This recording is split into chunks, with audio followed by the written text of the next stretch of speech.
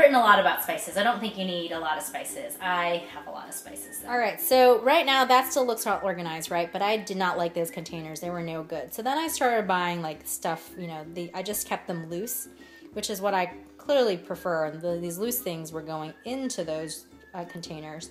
But again, those containers are a pain in the butt to work with. So now I just keep them like this. And then to the right here is all these like random containers that I have somehow acquired as well. So you saw that I have a lot more spices than just these essentials that I've pulled out. You know, I think in the beginning when I first started cooking over a decade ago, I ran into the challenge, or I ran into the mistake that I think a lot of home cooks make, where they feel like they have to buy all the spices. And you know, you read through a recipe and it calls for this one spice that you only need a quarter teaspoon of. You go and buy it anyways because you think this recipe's gonna taste really bad if, you know, I don't put it in. And so I've just accumulated a lot of different spices, and you know, I really should go through because some of these things I don't use them at all. So just really think about it. If it's like only a teeny bit and it's something that like you've never really heard of and you think you're not really going to use again, then maybe it's not worth it. If it's a more substantial piece of the recipe and you're really excited about the recipe, then go ahead and get it.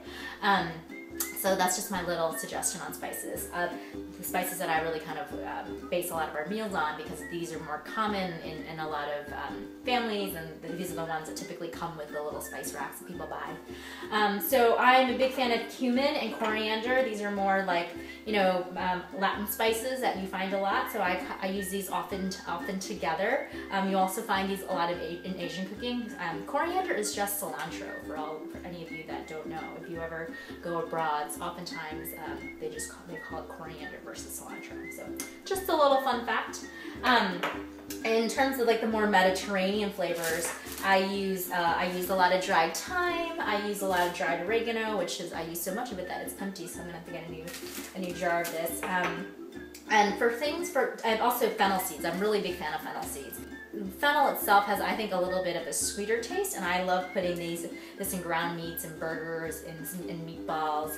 I really find that all of that stuff really benefits from a little bit of fennel seed.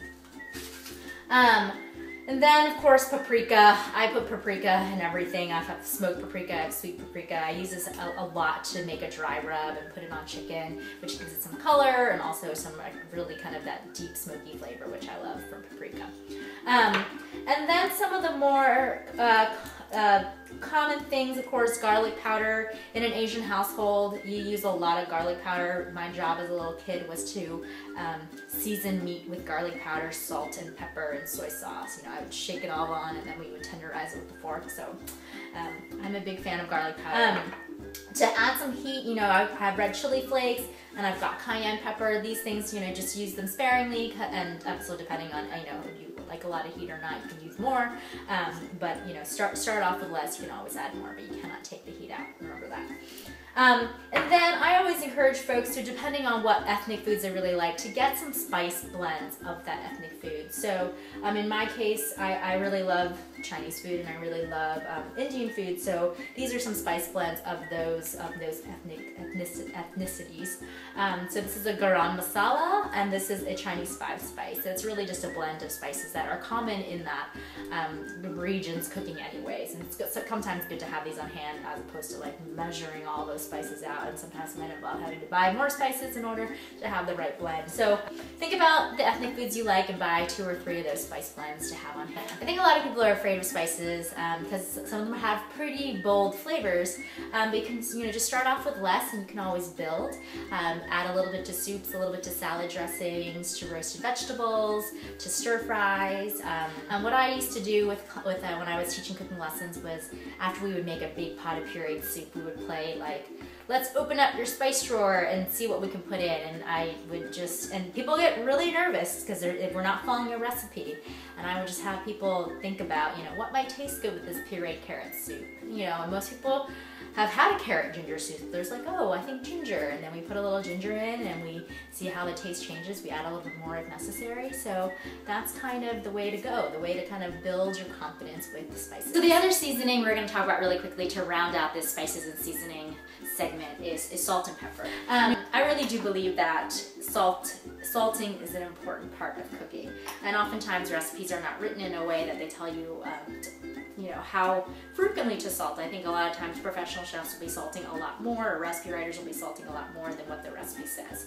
So my rule of thumb is put a little bit of salt every single time you add an ingredient into the cooking process. So if you're making a soup, every time you add a new ingredient to that soup, add a little salt to help that flavor build.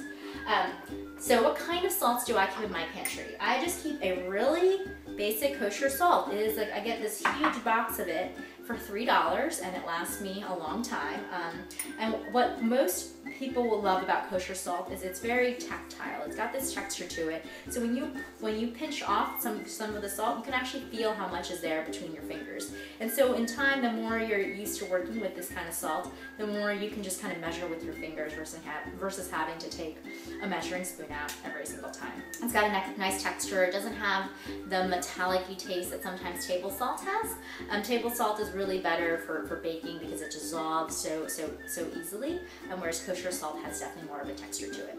So I just keep this around, and I also have this Hawaiian sea salt. A lot of people also have sea salt. Sea salt's just a little bit more expensive than kosher salt, but taste-wise, they taste about the same. So if you're not concerned about budget, you can go and buy sea salt, and I have, and then I actually have some nicer salts that were in the spice cabinet that I use as finishing salts. So this is for when you're throwing a fancy dinner party and you want to just like, you know, grind a couple of pieces of fancy flaky salt between your fingers to finish a dish off with. And then I always use fresh ground pepper. I really like the just smell of freshly ground pepper. This is a really cool little pepper grinder where when you turn it upside down, it's battery operated. But it doesn't take fancy salts to make your cooking good. So just make sure that you have a kosher salt or a sea salt in your house, and you'll be fine for making sure all your food is nice and seasoned.